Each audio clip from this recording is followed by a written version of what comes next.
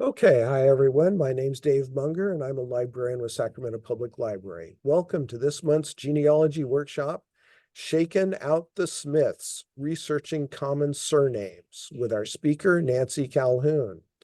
Today's session will be recorded and available on our YouTube channel indefinitely. I'll put the link to our YouTube channel in the chat. And again, for questions about future genealogy presentations or to receive a copy of the handout, please email contact@saclibrary.org. And I'll also post a copy of the handout to the chat for download. I have already, but I will again. And now I would like to introduce today's speaker, Nancy Calhoun. Nancy Calhoun has been chasing relatives for over 50 years. While in teacher corps and graduate school in Kansas, she enrolled in a semester-long genealogy class and has been pursuing family ever since. Her teaching background and 20 years in newspaper work and publishing helped provide her with the research skills she uses in her genealogy career. Nancy was the department head of genealogy and local history at Muskogee Public Library in Muskogee, Oklahoma for 13 years. After that, she worked for the Oklahoma Historical Society until she retired due to a stroke. She has attended NGS and FGS national conferences and was the recipient of the Librarian Scholarship to attend IGHR and the Richard S. Lackey Memorial Scholarship for the 2017 session of Genealogical Institute on Federal Records. Her writings have placed in the annual contests held by the International Association of Family History Writers and Editors. In addition to memberships in multiple genealogical societies and organizations, she is a board member of the Oklahoma Genealogical Society and GenFed alumni. Speaking opportunities have taken her all over Oklahoma and into Arkansas and Texas. Since the pandemic, she has been doing Zoom presentations for Texas, Oklahoma, Arkansas, and California societies. Her personal research includes Texas, Virginia, Tennessee, and Kentucky, as well as Oklahoma. Her presentation today is Shaken Out the Smiths, Researching Common Surnames. Nancy, I will pass the virtual mic to you now.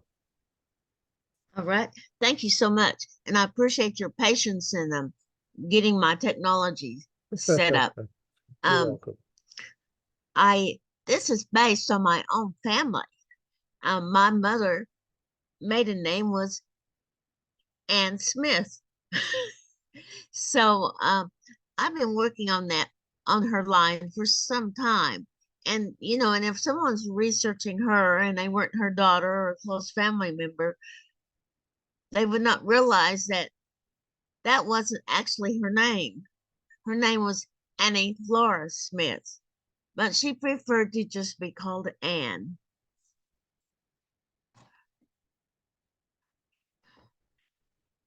So some time ago, I found this list of the most common surnames in the United States. You'll notice that Smith was the most common at that time, but probably many of you have or have researched most of these other lines, or at least some of them. At one time or another, I have researched people with almost all of these names for myself or for someone else. So here's the second most common surnames. Well, this is my mother, the little girl with the curls and the bow. And she's seated with her older brother, whose name was Raymond Smith. Well, this family was so poor that they didn't even give Raymond a middle name. This is her father, and his name was James Allen Smith.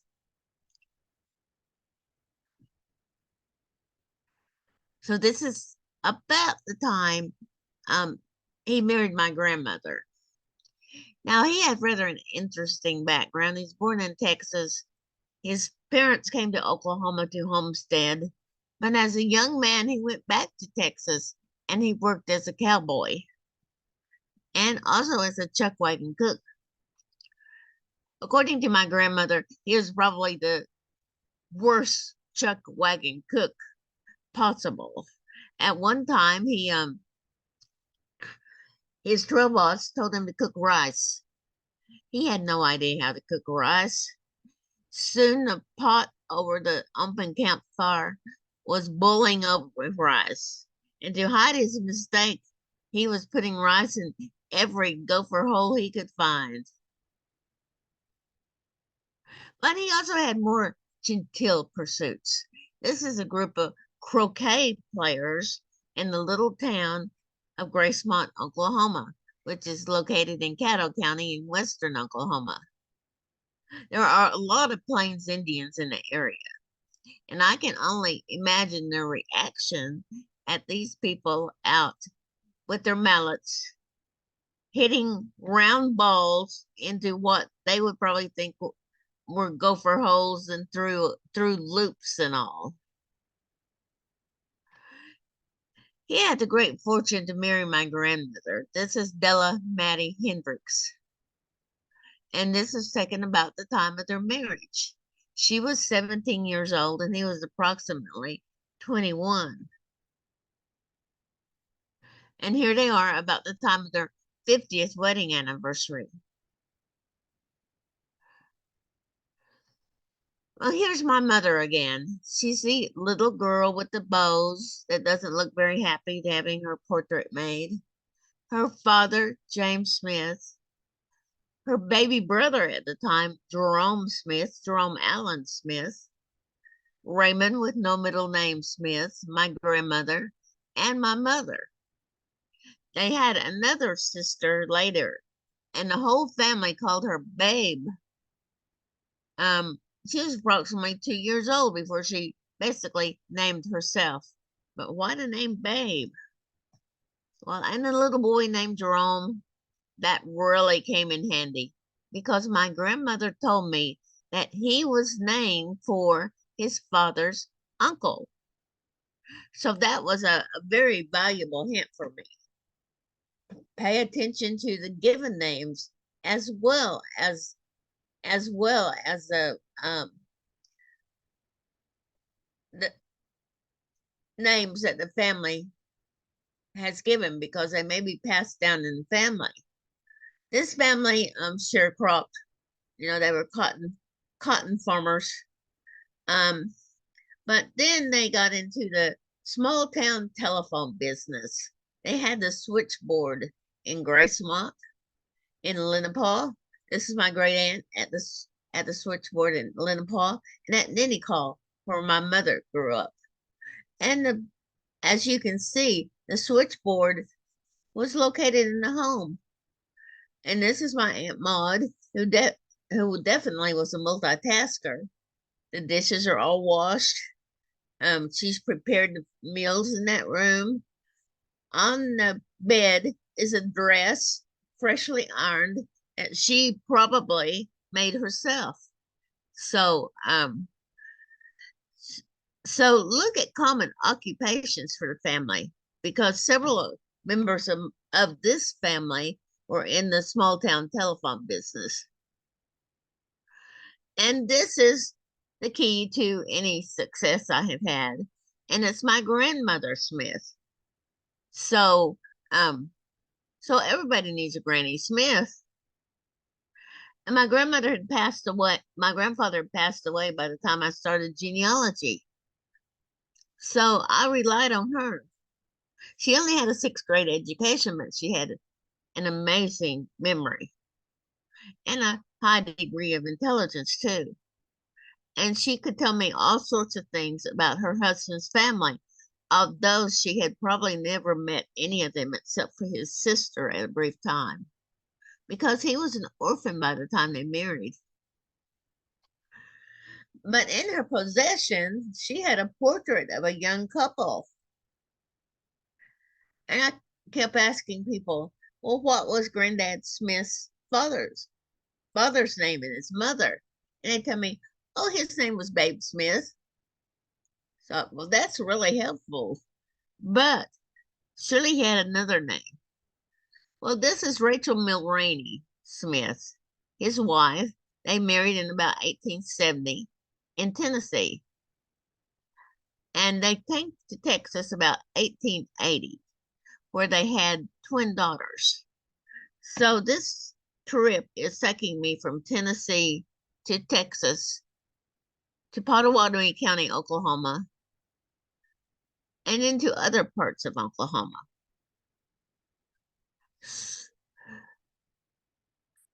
So the first thing you should probably do is interview your living relatives while they're still available. Ask for dates, places, names for your pedigree charts and family group sheets. Flesh out those bones with stories, because some of my cousins that I am still meeting can tell me stories that I haven't heard before or a different version of them. So there weren't very many Smiths to tell stories, but there were other relatives that remembered these people. Do repeat visits, because sometimes people will remember things after the first visit. My grandmother used to greet me at the door with, "I thought of something else," or "I found a marriage certificate."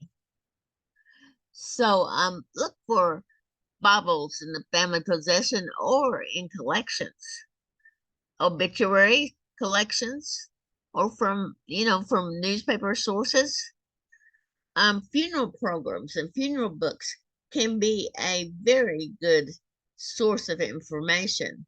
I have my great grandfather's funeral book, and in it lists everybody who came. It also lists who sent flowers. Well, that's helpful, because people aren't going to spend money on things unless there's some close connection, and the pallbearers are often also related. So pay attention to those funeral books. I know that there are collections of funeral programs. The Oklahoma Historical Society Research Library is collecting funeral programs right now. There's also and you find them in unusual places.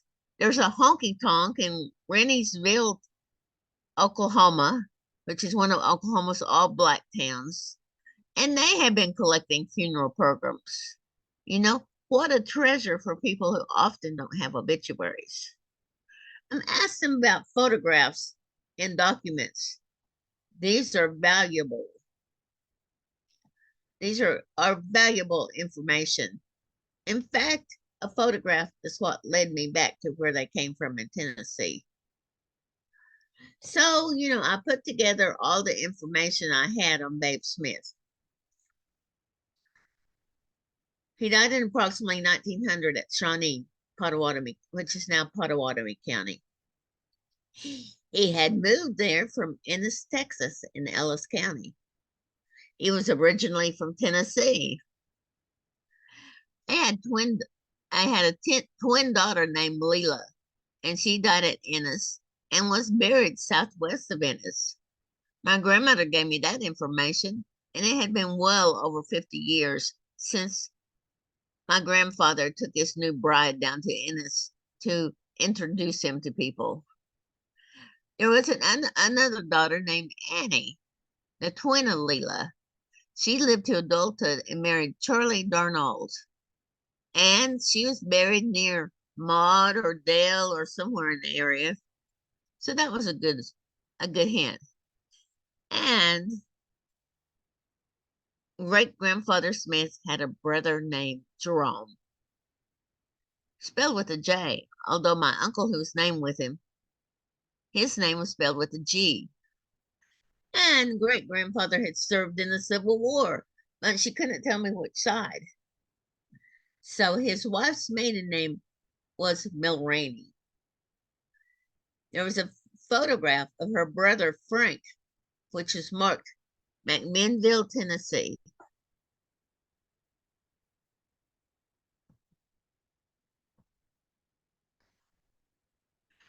So I'm going to use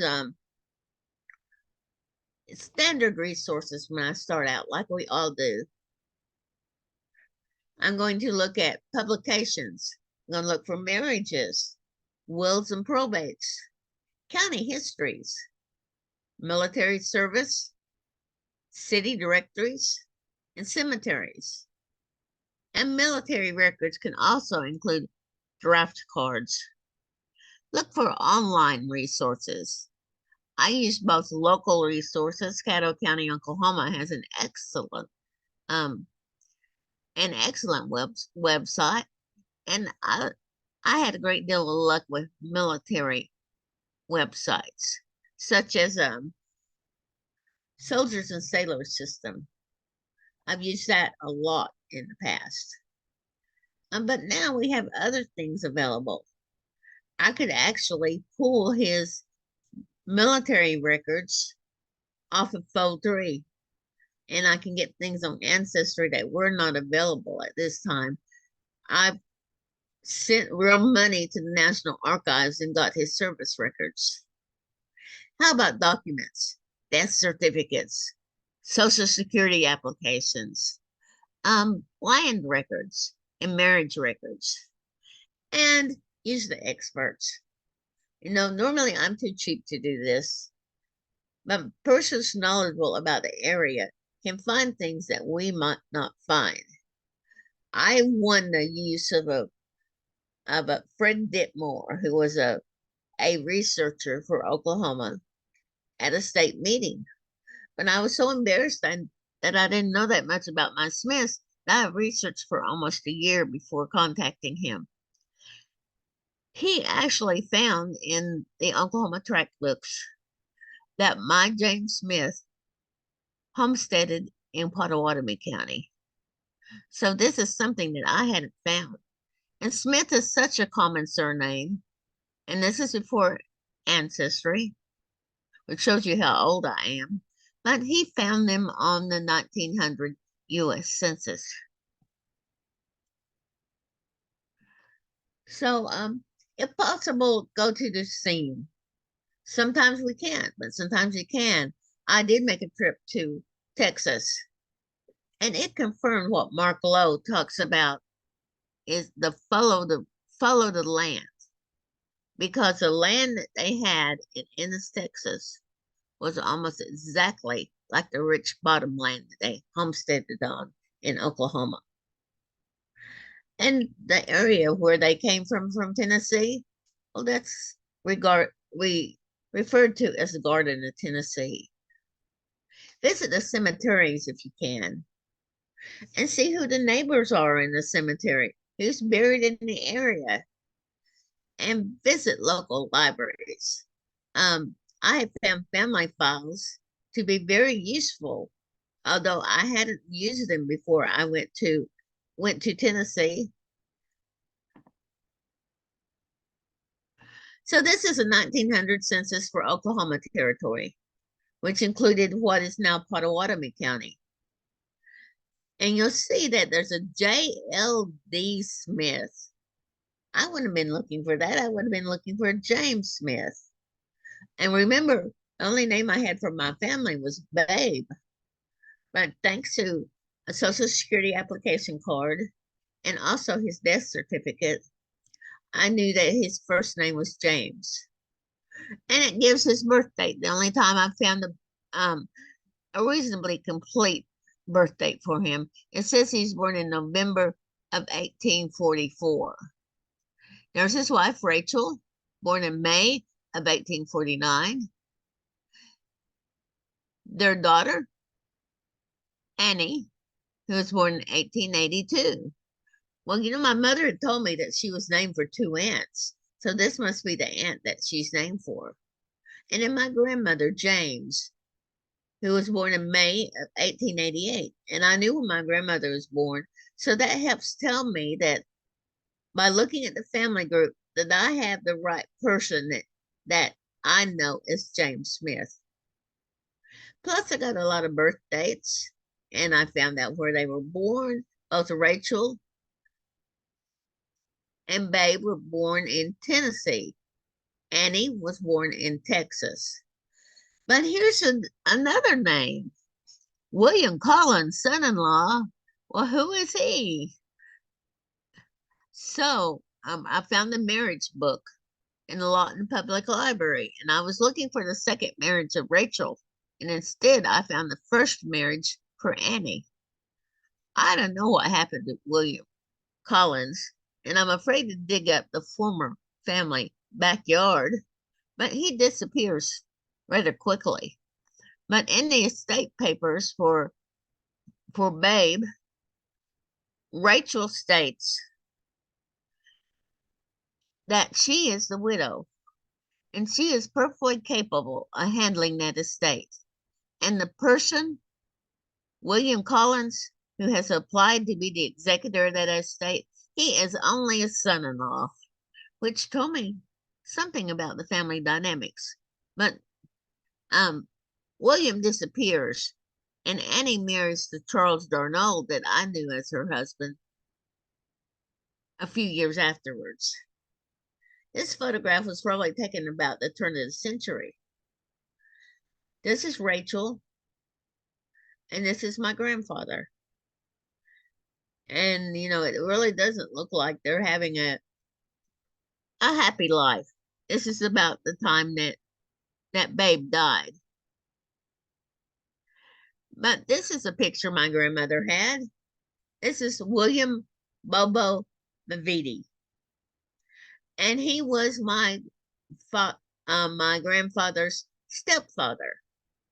And I made the mistake of not really researching him until later.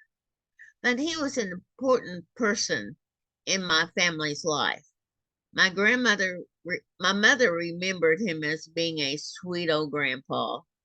He homesteaded in New Mexico, and they would visit him in New Mexico. And on his way back to Tennessee, which is where he also came from, I found them. He would stop and visit them. And he left my grandfather oil royalty in New Mexico. So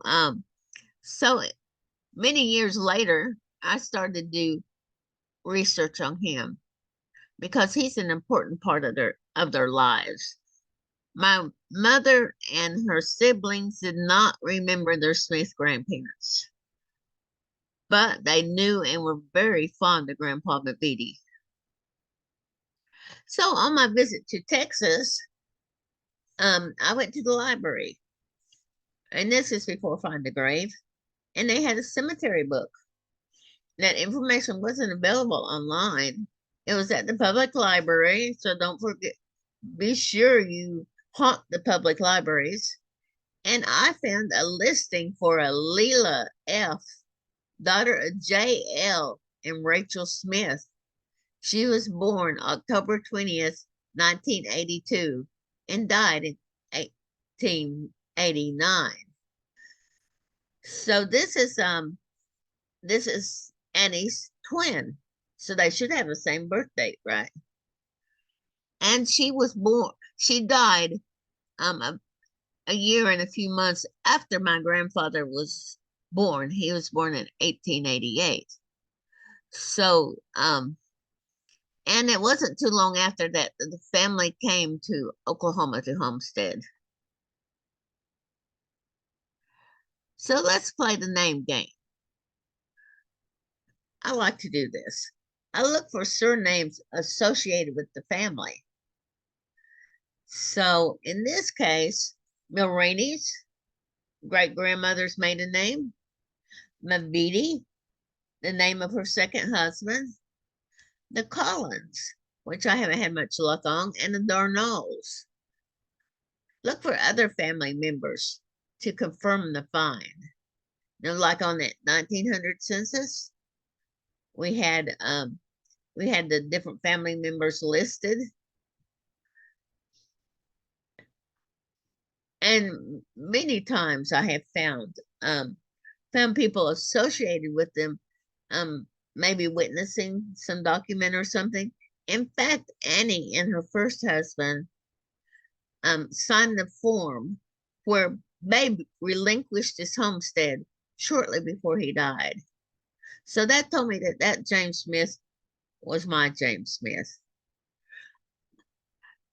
And look for those other family members, because time and time again, this has helped me in researching common surnames. Tied into the geography, I've been really lucky with these Smiths. Their migration path goes from Mecklenburg County, North Carolina, to Warren County, Tennessee, to Ellis County, Texas, to Pottawatomie County, Oklahoma, and Caddo County, Oklahoma.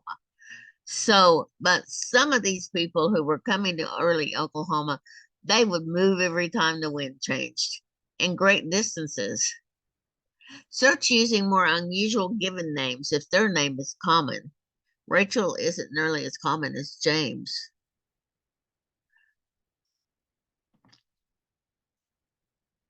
So this is a photograph that my grandmother had on her in her possession, and it said Frank Mulroney and wife, and then it said great grandmother Smith's brother. Well, that confirmed what her maiden name was, and at the bottom of this photo, it's marked McMinnville, Tennessee, and that's what led me back to Warren County, and that's where I found the family. So thank goodness for photographs. And I was able to make contact with their great granddaughter, who had never seen a photograph of her great grandparents. So this is and she knew a great deal about the Mulroney family. She had spent a lot of time researching them. And also in my possession, I had great grandmother Smith's photo album. And none of the photos were marked, but I could occasionally there was a name on the back. And there was a picture of two little girls named Mulroney. And when I told her that and told her their names, she was ecstatic, because she had been trying to tie those Mulroneys to her Mulroneys for years. And I also found a great granddaughter of Jerome, Babe's brother, and that he had died not too long after the Civil War. He was a prisoner of war, and his wife and his children all went to Texas. So this is the 1880 Warren County Census, and I found a Lycurgus Smith, and I also found their marriage, and they're in District 2. His spouse's name is Rachel, and they're both born in Tennessee. Is that sounding familiar? I was soon to find out that Babe often used the name Lycurgus in the Civil War and during that time period. If my name is James Smith, I go by Lycurgus too. So here they are. We've got Lycurgus at 37, Rachel Smith, 33. And also in the household, there's a Frank Mulroney. So we have the unusual name of Rachel as a given name. We have Frank Mulroney, her brother. So I think that confirmed for me that this was my great grandparents, Lycurgus and Rachel. And Frank is only 19. Okay, so when we look at the actual page, there's the entry. Back when I was first learning genealogy and cranking microfilm and waiting in line for a microfilm reader, I was told copy 2 pages before the census page you want and 2 pages afterwards, because there will probably be a future spouse or other family members in the area. Well, I didn't have to go that far.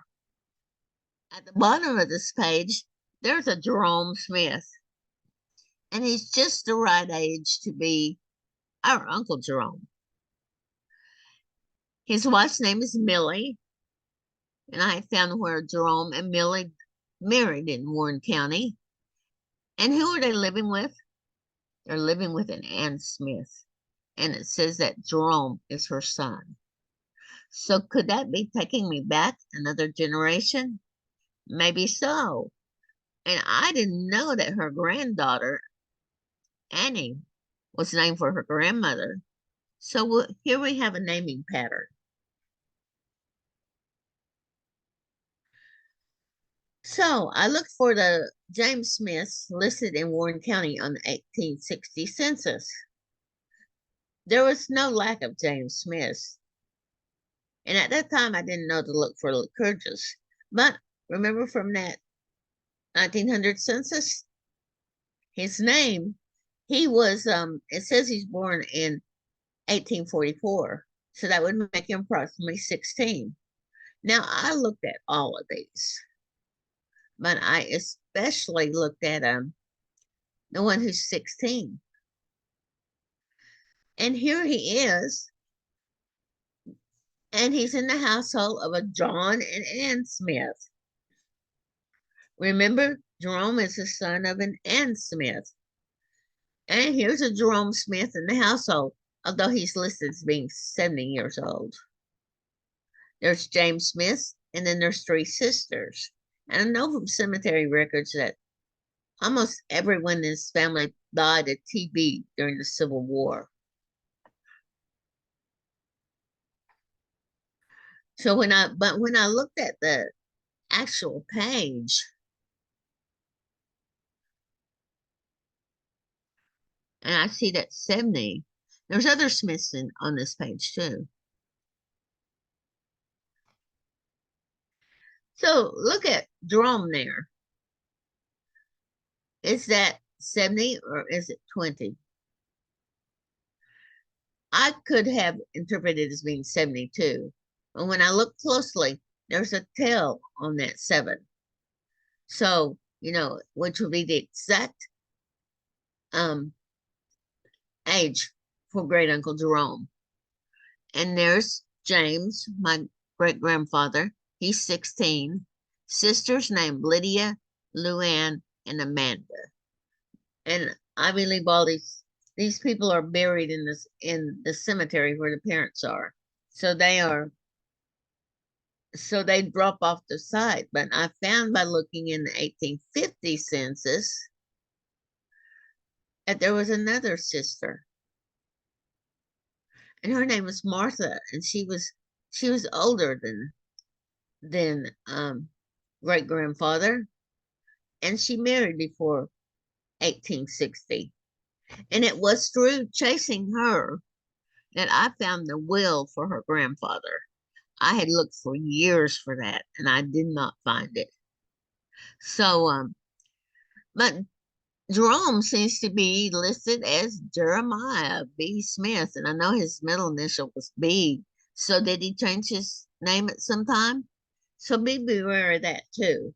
And I have found men with common surnames who have completely changed their names. 2 of them I proved that through military records. One had a note on his World War I draft that this person is also known as. For the other one, he had been in the military. Both of these are Native American. He had been in the military. He came out. He went back in and changed his name. Well, his great-grandson sent off for his military records and found confirmation that he had changed his name.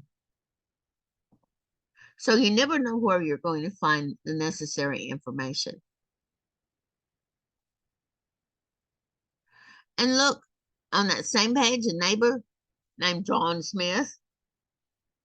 So I have 2 James Smiths, 2 John Smiths. The Johns married women named Jane and Anne, and I don't know what their maiden names were. John Smith, Jane Smith, a daughter named Jane Smith. These people are not creative when it comes to names. And Adam Smith, Thomas Gribble. Oh, that's a good clue there, because the more and more I looked, I kept finding Thomas Gribble and the members of the Gribble family. So the family lore was that Babe was in the Civil War. I don't know which side. There were 1,200 James Smiths in the Civil War. And I consider it to be a clue that Tennessee was overwhelmingly Confederate. So I searched the soldiers and sailors system looking for Jerome.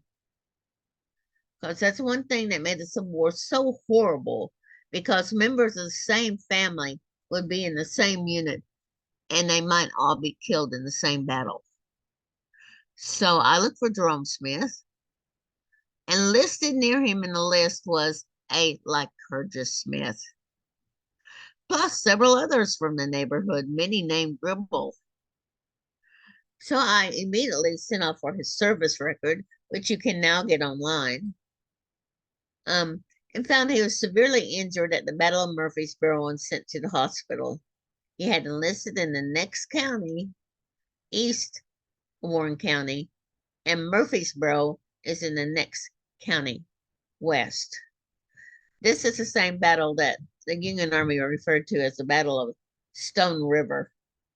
But and the Park Service is generally ignoring the name that the Southern people gave it, the Battle of Murfreesboro, which is where it was located.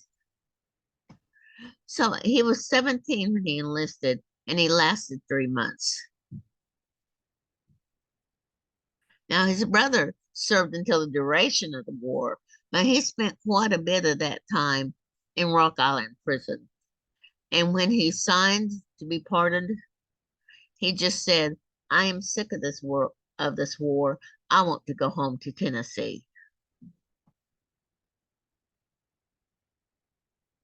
So this is I use a soldiers and sailors system, which I use to find unusual names and where families came from for something other than military.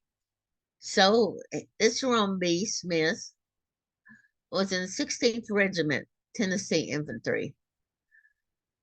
And if you click on the name of it, it will give you a short history of the different units. And this one says that tells where they came from and where they served. And one of their campaigns was Murfreesboro. And you can click and get a name of the men who were in that unit. And look at all these Gribbles. So most of them are in Company D. And there were 6 or 7 who died at Murfreesboro. And there's a monument to them in McMinnville. So then I go down to the Smiths and I find the Jerome B, Company D. He's a private. And who enlisted after him? His young brother, who was using the name Lycurgus during that time period.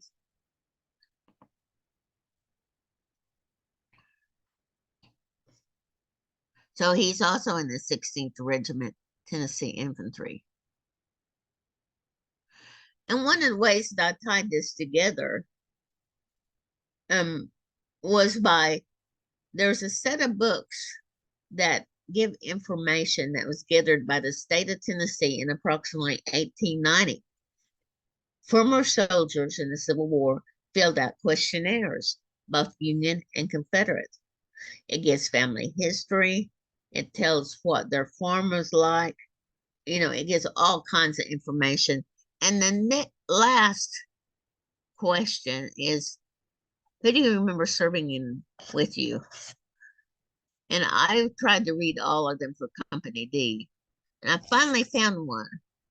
And the last 2 names he entered was J. Smith and L. Smith.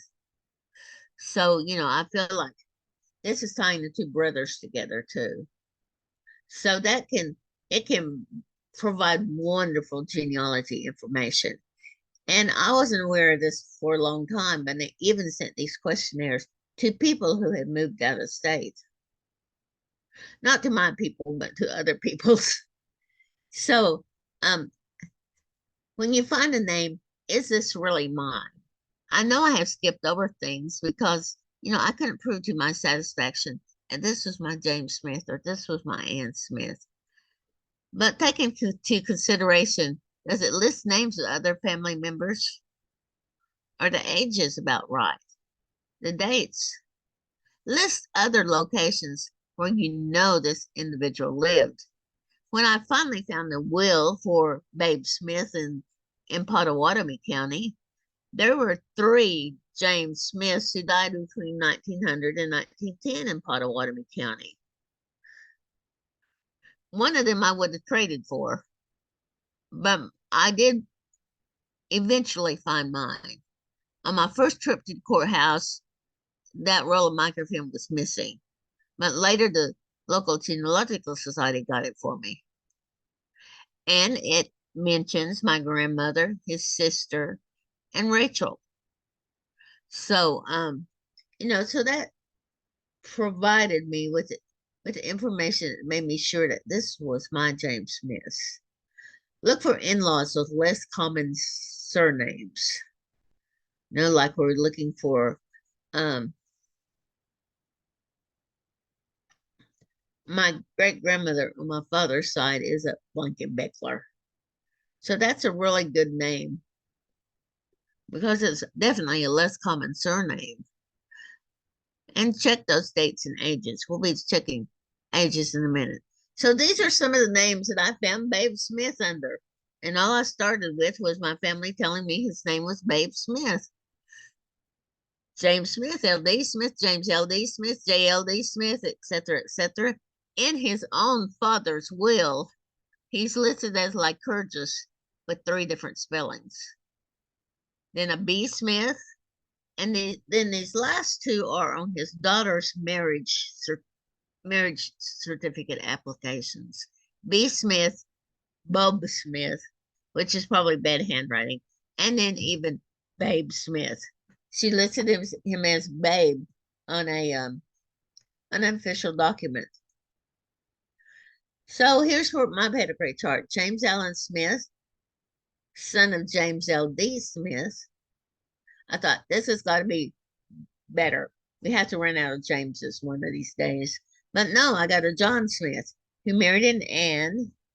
And then his father was a John Smith who married a Jane. And what's exciting about Jane is that she was born in Ireland. But exactly how many Janes came from Ireland? So associate them with others. Look at wills, military units, the census, letters. I hit gold with a letter. Deeds, marriages, neighbors, and check diaries. I found a diary in North Carolina in the university archives that was written by a neighbor in North Carolina, and he lived in the same area as the Smiths and the Gribbles who came to Tennessee together.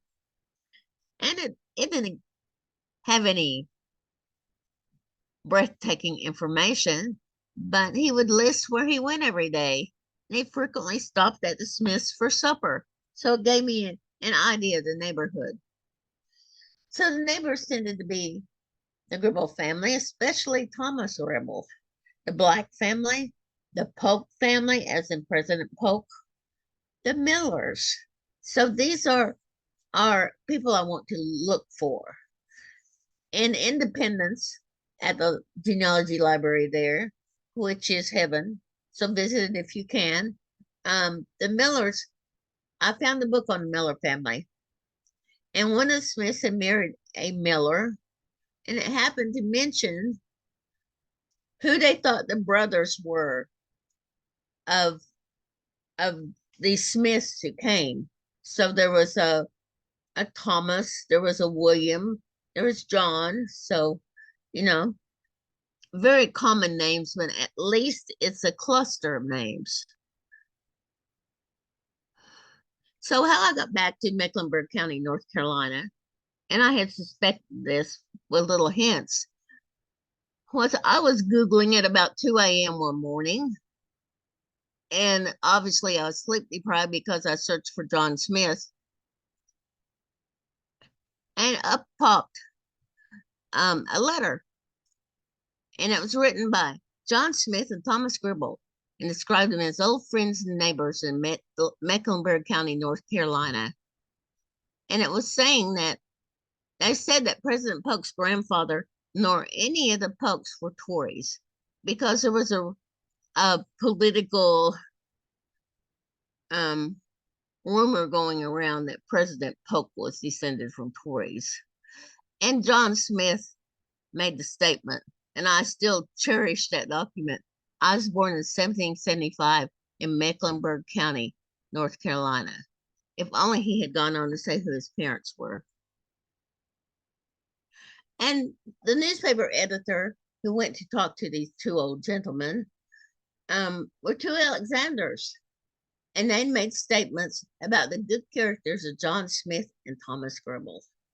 Well, there were Alexanders who were a prominent family in Mecklenburg County. So I need to look at those two Alexanders and see what I can find out about them. So I need to add one more name to my names that are associated with my Smiths, Alexander. And I already found where John Smith served in the War of 1812 unit under an Alexander in Mecklenburg County, North Carolina. Is that good enough for me? No. I need more documentation before I accept that this is my John Smith. So I decided one year I was just going to wade right in, and it was the year of the Smiths. I was going to get serious. So I checked this John Smiths on the U.S. Census in Mecklenburg County, North Carolina. You know, for me, when I have this incredibly common surname, sometimes I shoot myself in the foot, and I don't check out all the Smiths or John Smiths that are listed in an index. I don't check them. I don't necessarily, accept that this is my John Smith. But in 1790, there were 3 that were 16 and over. In 1800, there were 2 that was 26 to 24, and 1 over 45. In 1810, for some reason, none were listed, and they didn't go to Tennessee until about 1830. In 1820, 1 was 45 and over, which would be perfect for John Smith Sr., and 1 was a male over 16, which would have been perfect for Junior. So my plan of attack was to check out the rumor, the listing that John Smith Sr. was in the Tennessee legislature. This was shortly before the Civil War. He is not listed under the book that lists the biographies of men who served in the Tennessee legislature, but there is a John Smith listed in a Warren County history book of people who have represented Warren County. I need to look for more obituaries in Tennessee. He died during the Civil War when many newspapers were not published, and the things just practically shut down. But perhaps he's in some other newspaper. So I need to check the Mecklenburg County, North Carolina land records. And I have done that to a certain extent. And they're always in the neighborhood with the Blacks and Millers and the Gribbles, and they're exchanging hands. Look at other legal records, including probates.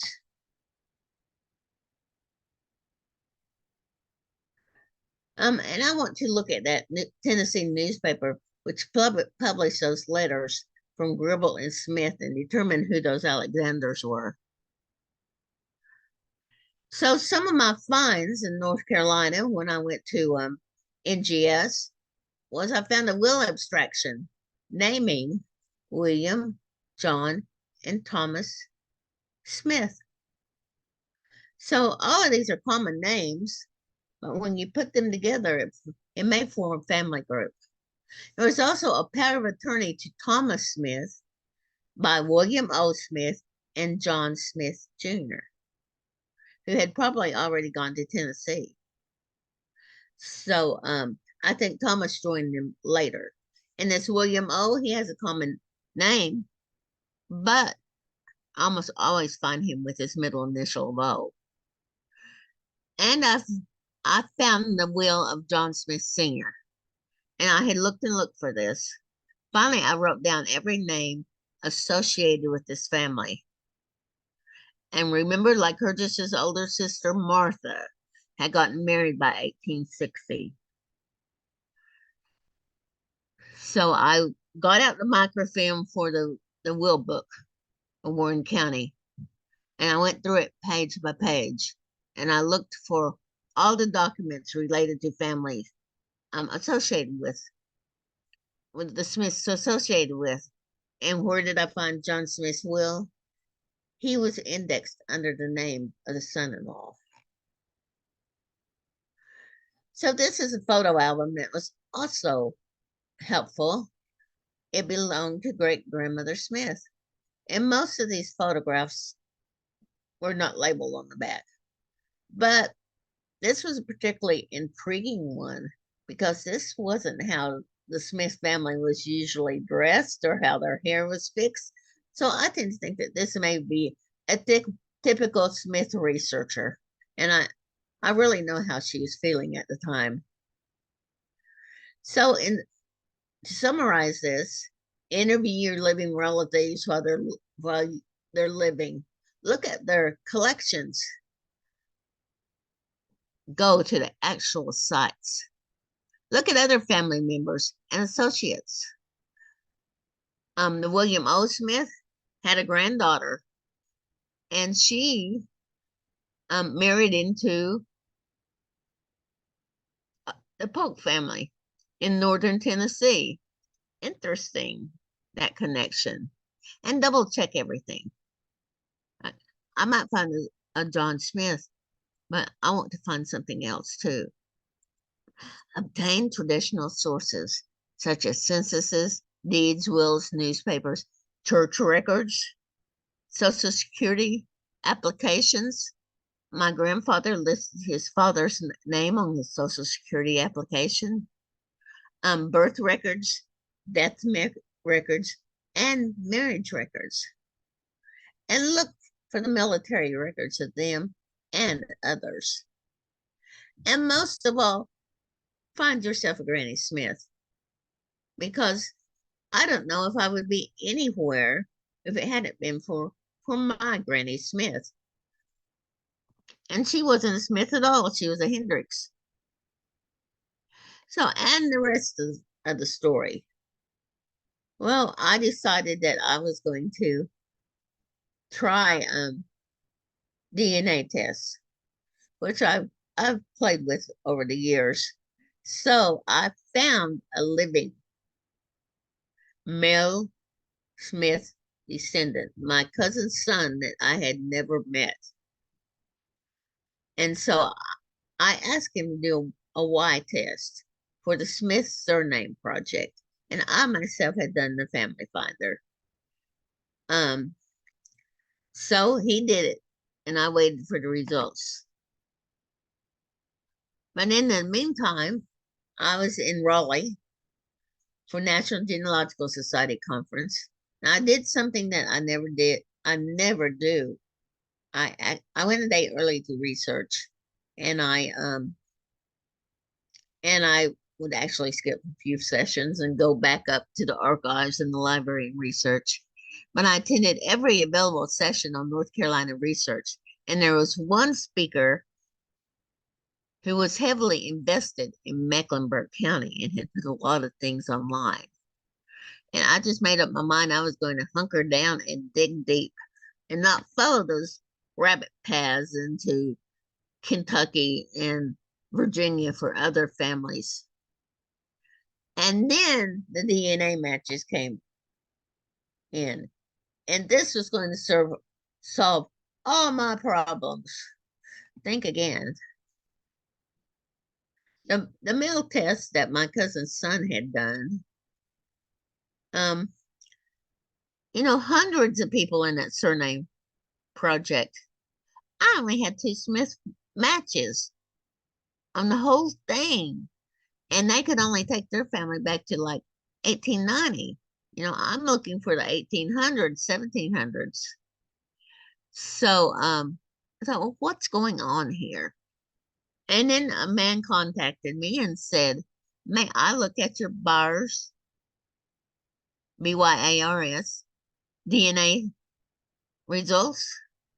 I said, well, I don't care. They aren't doing me any good. Or but I was thinking that it was my father's side of the family in Virginia because there's bars in that area. And he said, no, it's your other test for the. And so I said, sure. Well, he got back to me and he said, you have a lot of bars. So I looked it up on the DNA test and I had a lot of bars matches. And they tracked back to Warren County, Tennessee. And it seemed as though these strong matches were the children of Samuel Handbars and Adeline Smith. Well, Adeline Smith is is a is a cousin to one of my John Smiths, or a sister to one of my John Smiths. But this is a male line, so it wouldn't be her. So it's through the bars, and they had several children, but one of them I had matches with had gone to Ellis County, Texas. So there seems to be some cross pollination there. And it wasn't the Smiths with the Smiths. It's going through this Harold G. Bars, who did go to Ellis County, and then they did come to Oklahoma and homestead in southwest Oklahoma. Well, my Smiths went to Ellis County, but then they went to Pottawatomie County and homestead, which is central Oklahoma.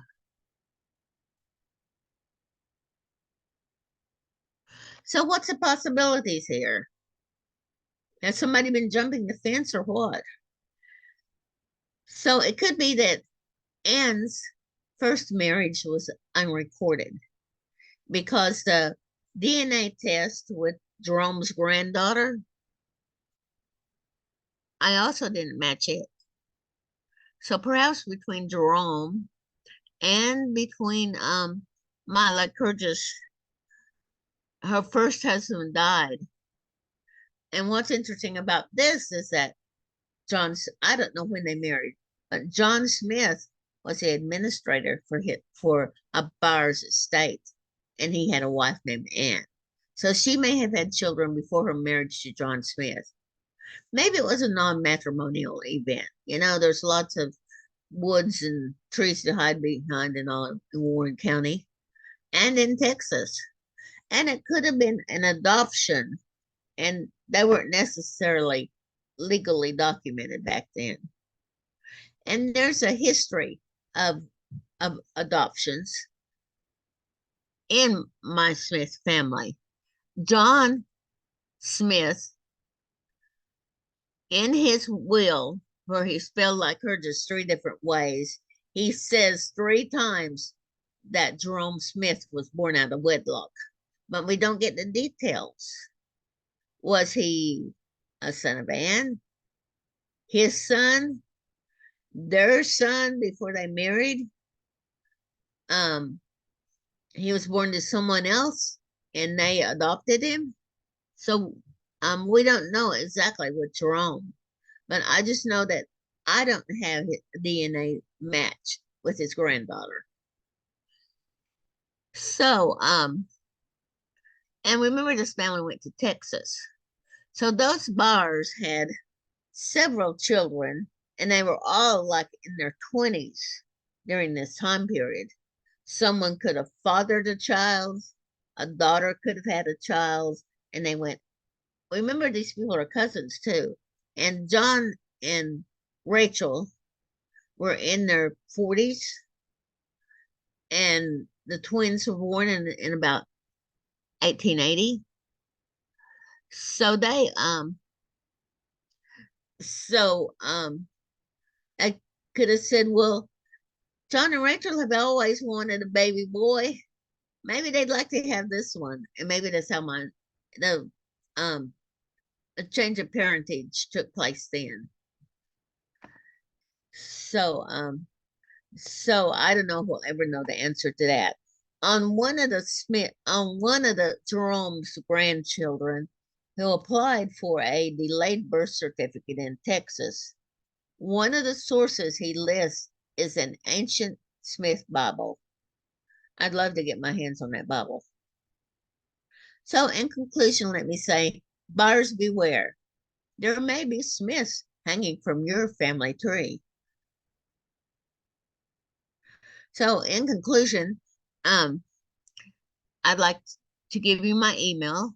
My email is ninnnac@yahoo.com.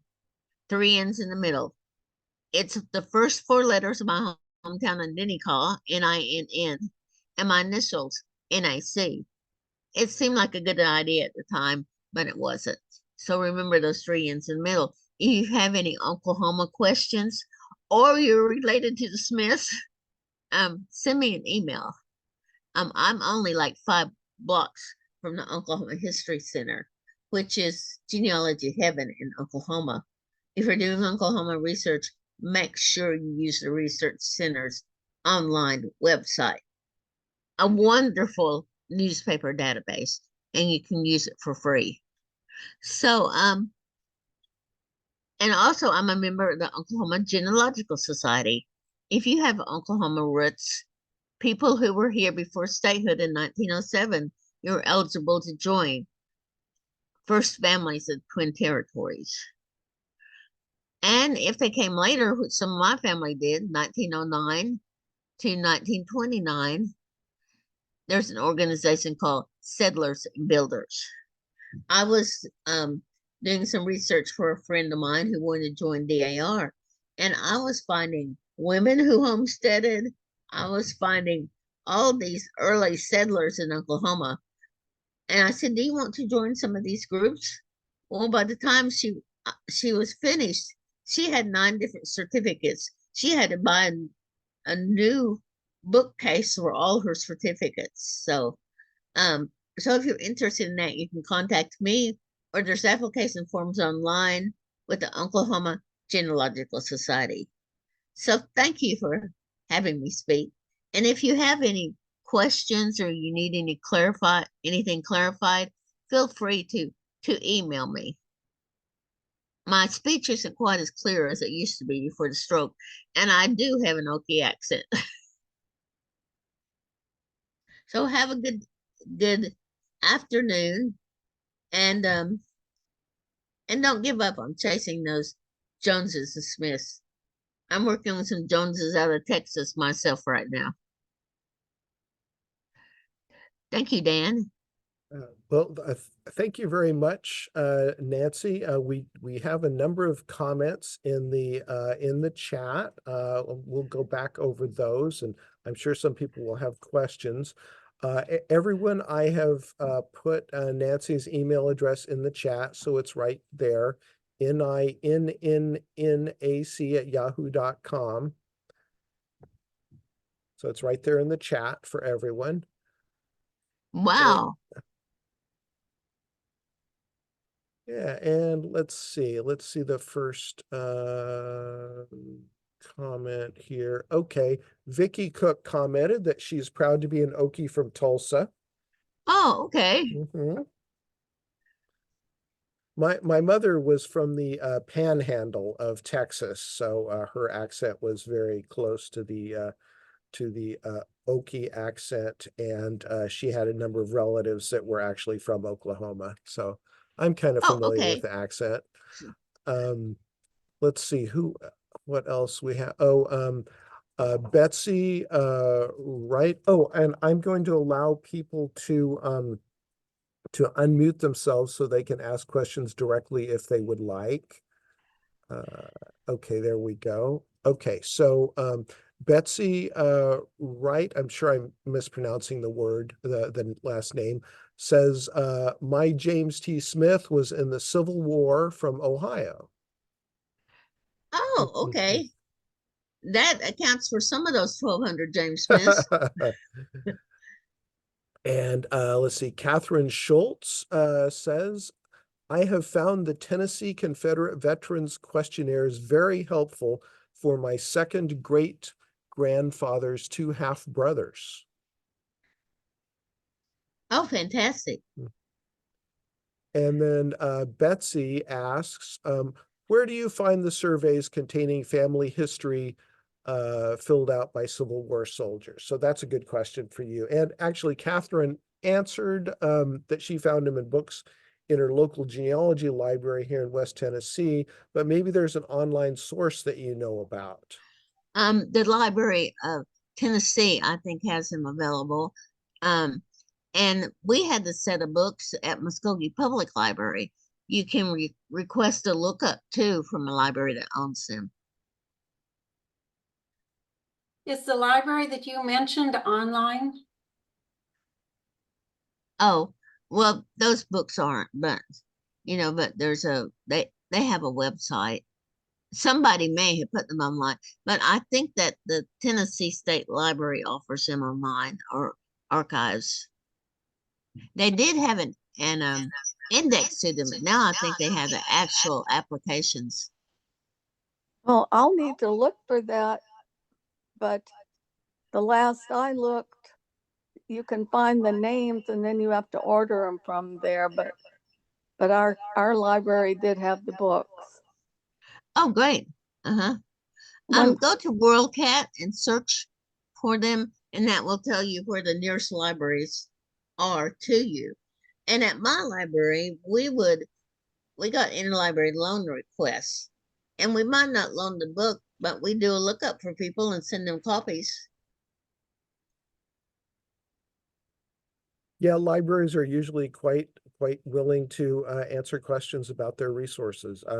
We certainly are here at Sacramento Public Library. Dave, my surname is Rugit. It's Dutch. Rugit. Okay, thank you, Rugit. We were just in the Netherlands, so my husband was so happy because everybody could pronounce our name. Yeah. Oh, okay. And Yeah. those have union applications too from Tennessee. I didn't realize that for a long time, but some people have served, in the Union Army in Tennessee. Yeah. Certain sections of Tennessee, yeah. Let's see. And don't forget their pension applications. For the Confederate soldiers, they would be applying to the state. For the Union soldiers, they would be applying to the national government.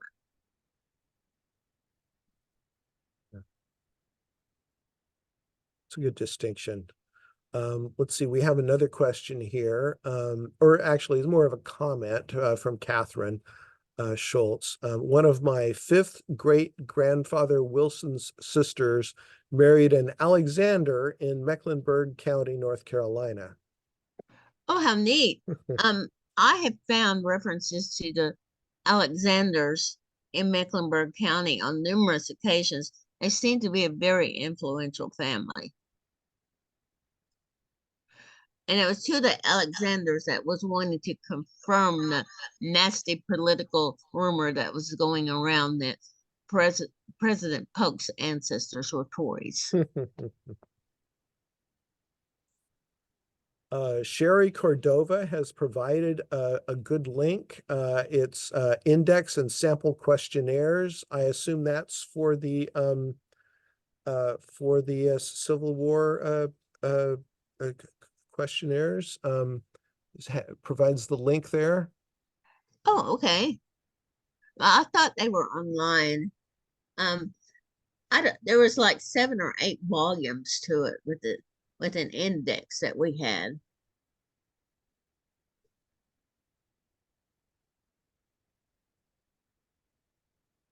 Hey, do we have any other questions or comments?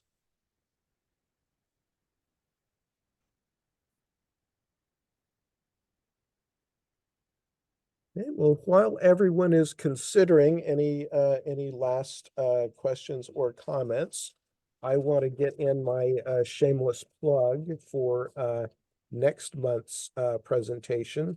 So May 18th, 2024 will be our next presentation.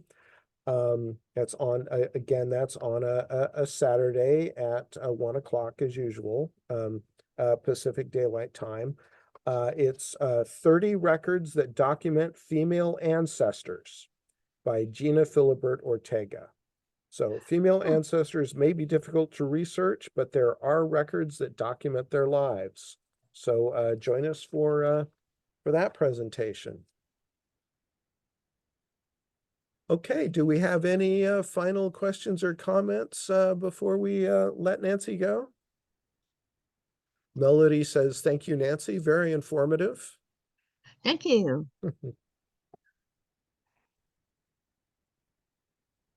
Hey, and Nancy, I will go ahead and send you a transcript of the chat so that you have that for your records and Well, see if thank there's you so anything much. worthwhile. I'm glad I found an Alexander. You never know where you're going to find things. I was at NGS in Salt Lake City, and I had gone to all the conferences and closed the library out at midnight every night. And the last day, I was sitting at a table talking to a friend, and instead of researching my Smiths, I was complaining about them as usual. And there was a young woman behind me, and my friend said, "You wouldn't believe the expression on her face." Well, it turns out that she had Smiths from Warren County, Tennessee. Oh, wow. Nancy, Oh, Nancy, I was kind of doing the same thing. I was at the Sacramento Family History Center, and it was just about closing time, and it was like, oh, okay, I got a couple minutes. What do I do? And I kept thinking of my James T. Smith. Oh, I'll never find him, Smith. mhm. And I happened to pick up a book from Ohio and was going through, and there he was. Oh Wow, my wow. gosh. Sometimes it's a God thing. Yep. I was in Memphis Library, and I had never been able to find my Rushings in the 1870 census. And I was literally walking down the aisle leaving, and I spotted this little paperback staple bound book, and it was the 1870 transcriptions for the county I needed. And I looked in it, and there were my Rushings, grossly misspelled. That's why I wasn't finding it otherwise. I was going to say about the Alexanders, my Wilson family must have been very impressed with their connection to the Alexanders because my second great grandfather's middle name is Alexander. And Oh, okay. that's the only connection I can see is that went back to his 3 generations to his great great grandfather's sister's husband. Oh, with those naming patterns and naming someone for a maternal ancestor using their surname as a middle name or a first name, that can be a really good indication. I have a really good example from my own background of how you really have to double check things very carefully. My own last name is Munger, spelled with a U. My mother was married to a man before my father who was named Munger, spelled with an O. So if Oh, you found a okay. record of her when she was married to the previous husband, you would just think that she's married to the same person. You just assume that it was like a typo or poor penmanship or something, but actually a completely different person. Wow. Right. Uh-huh.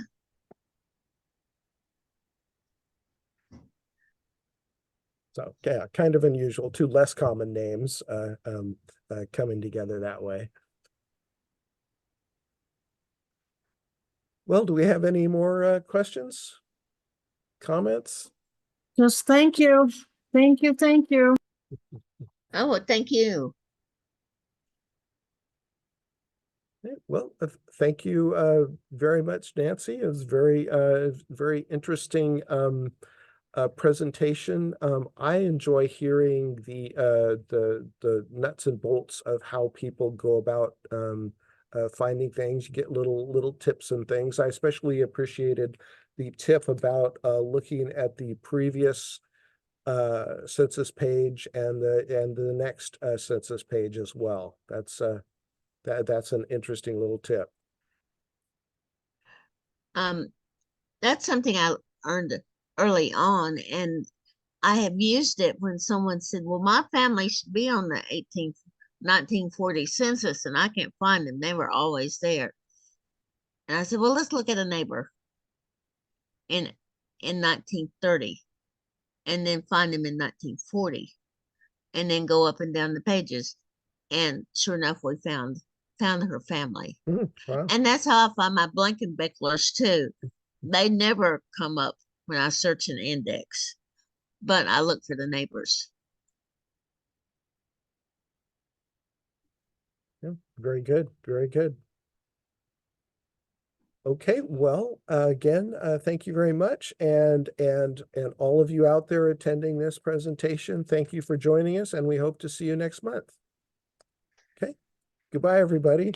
Any last word, Nancy? Thank you, Dave. Oh You're no, welcome, feel free Sandy. to contact me if you have any Oklahoma questions. Okay, there you go. Oklahoma questions. Goodbye, all.